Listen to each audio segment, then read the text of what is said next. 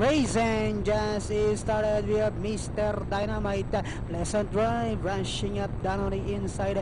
Rindis Finest is on the outside. Smoking Peanut is done in port. Then comes a Smell of Success Panabo, while Paradigms is the early trailer by about 8 lengths of the leader. We have Pleasant Drive by our length and a half. Mr. Dynamite in second. Smoking Peanut in third. Then next online is Rindis Finest.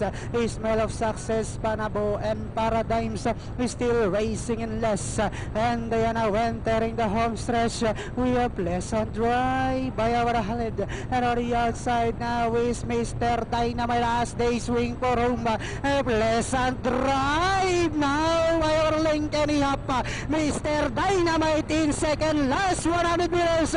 We have Pleasant Drive this time by about 2 lengths. And finally Pleasant Drive. Mr. Dynamite, Rindis Finest, Smell of Success, Smoking Peanut.